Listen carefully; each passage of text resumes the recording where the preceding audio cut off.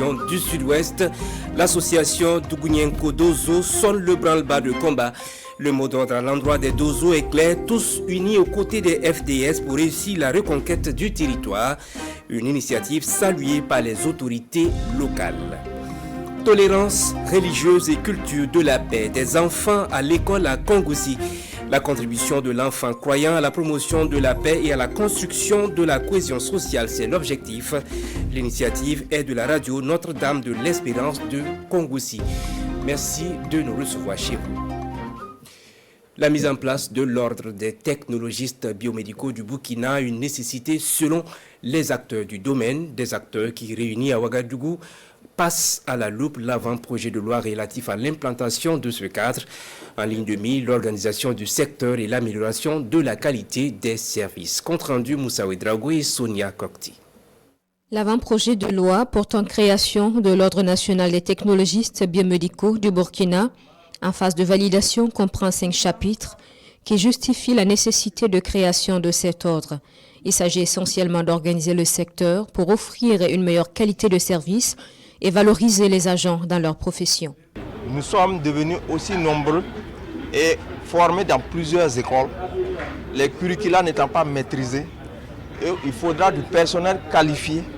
Pour être technologiste biomédical, le minimum c'est de bac scientifique plus 3 ans de formation. Et dans nos laboratoires, près de 35% sont des laboratoires qui sont gérés et en tous les examens sont fournis par du personnel non qualifié. Présent pour partager son expérience, le Niger, à travers l'Ordre national des techniciens biologistes et biologistes médicaux. La structure plus avancée est en plein dans la concrétisation de ses objectifs. C'est surtout la réglementation donc, qui doivent travailler, le contrôle absolu sur nos différents laboratoires, que ce soit public ou bien privé.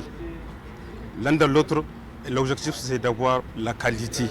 Les technologistes biomédicaux du Burkina indiquent une croissance importante du nombre de laboratoires d'analyse médicale.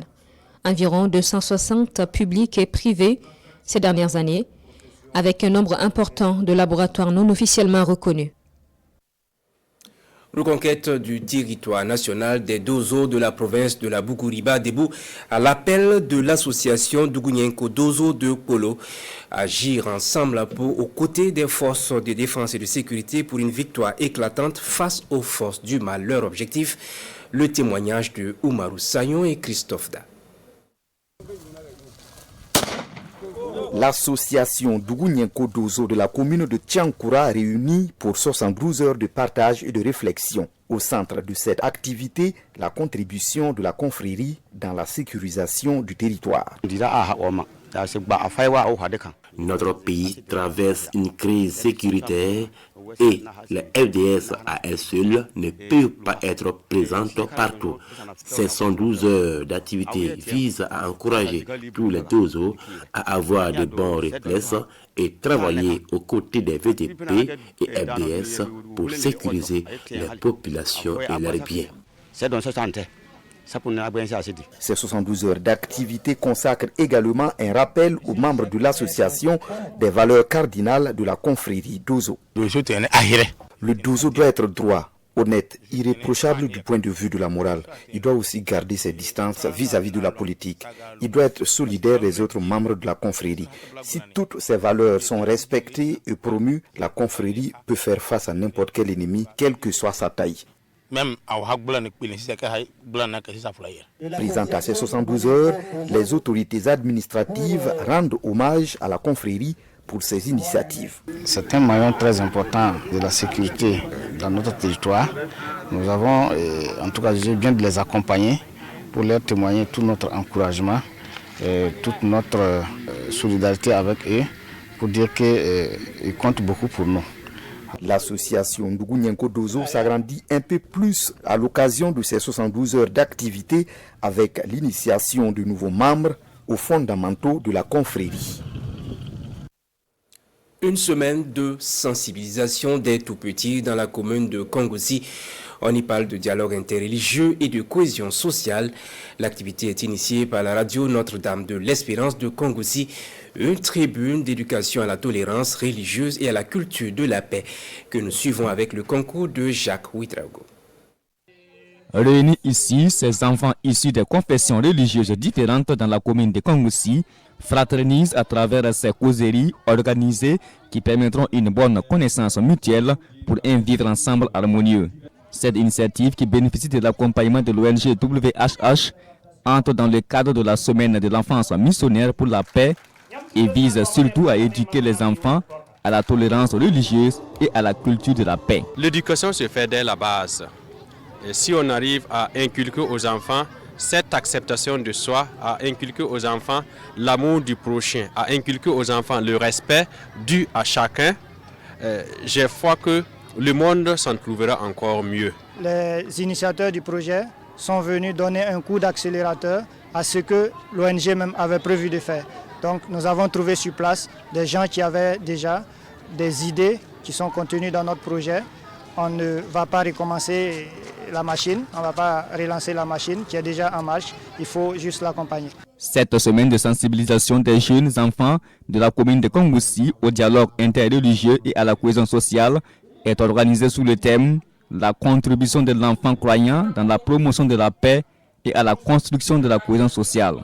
Ces enfants seront donc outillés pour la lutte contre la radicalisation, prendront des engagements pour promouvoir la non-violence et enfin, ils apprendront à connaître les autres afin de s'enrichir de leurs différences.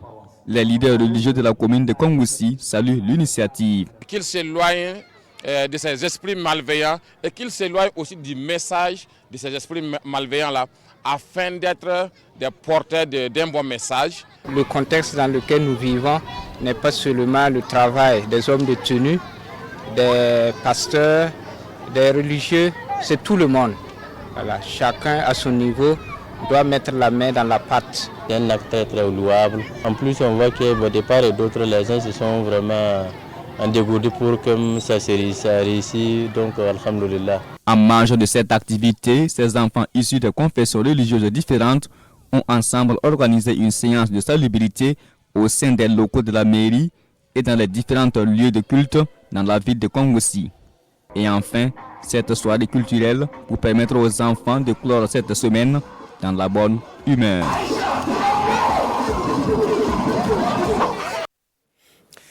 Contribuer au développement spirituel des fidèles et poser des actions de développement, le projet des églises Elim, désormais reconnu au Burkina. Cérémonie officielle d'implantation du mouvement des églises Elim, elle s'est déroulée dimanche dernier à Ouagadougou. Instant solennel ponctué de prières et d'adoration. Salifou Belem et Moussaki. Prières, louanges et adoration ont marqué l'implantation officielle du mouvement des églises Elim au Burkina Faso.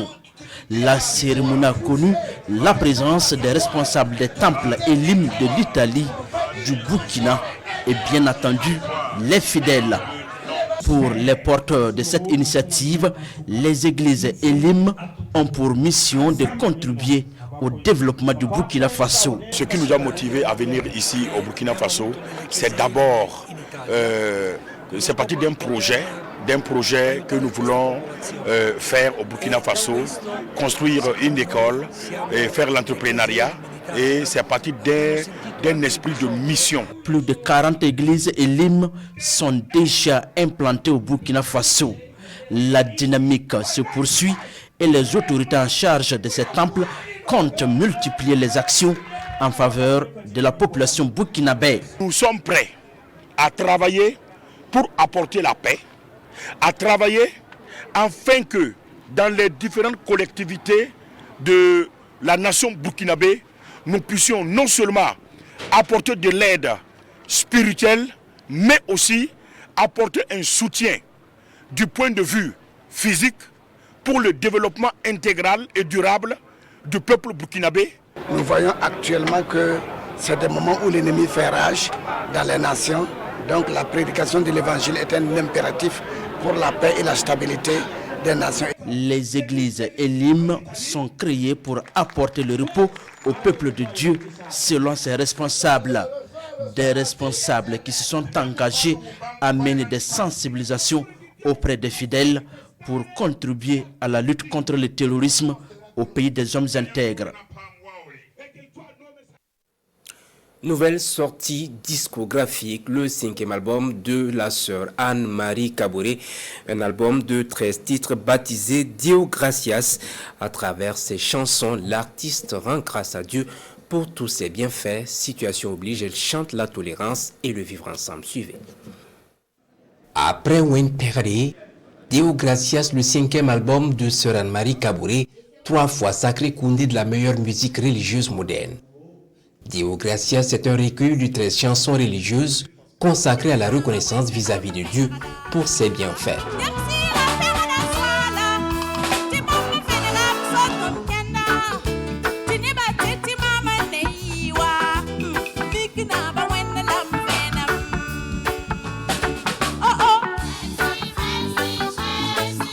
Ce dernier album est un cocktail de warba, de werbindi, de kirba, de reggae, de salsa et de zouk. Les morceaux sont chantés en mori, en français et en bissa.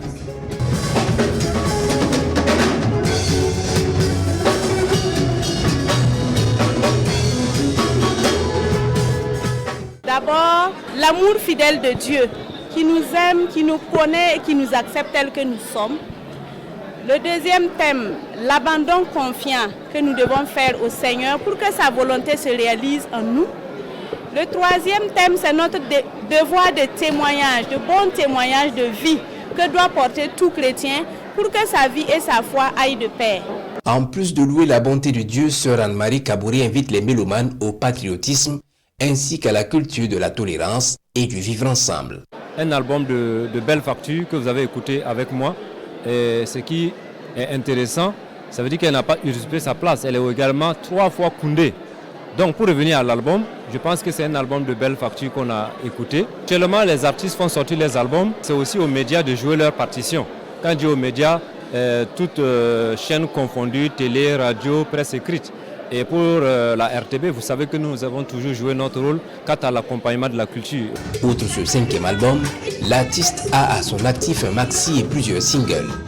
C'est le 31 décembre 2011 que sœur Anne-Marie Kaboré se fait connaître sur la scène musicale avec son album intitulé Magnifica.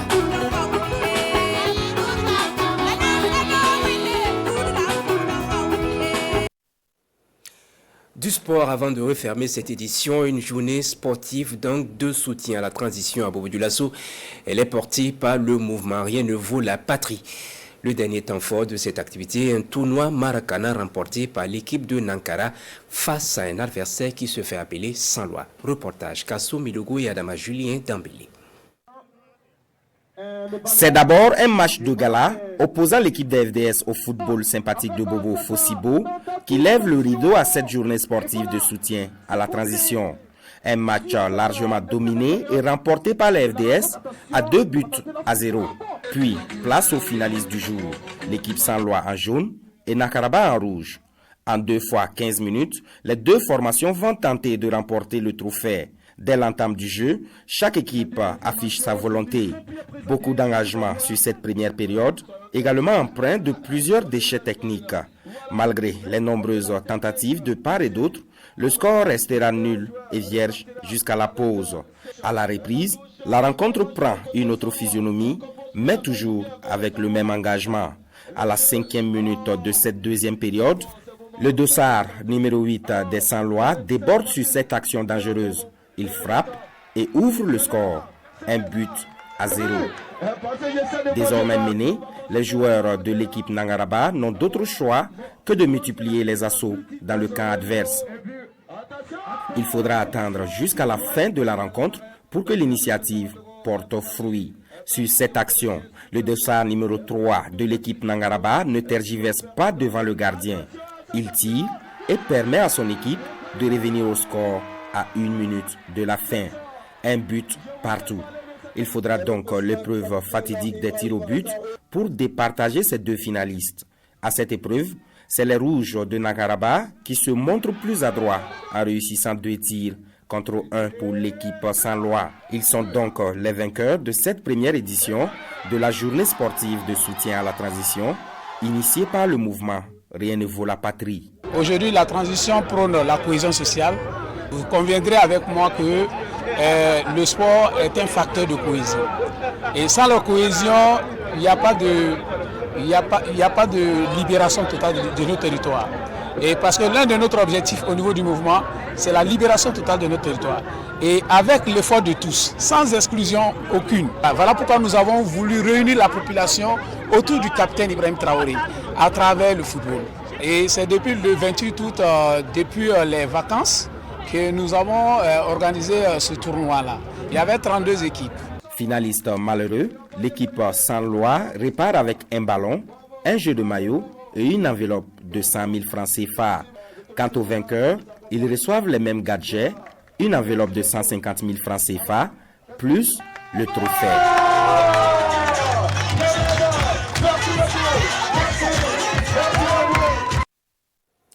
Fin de cette édition, merci de l'avoir suivi. Très bonne suite de programmes sur la RTV.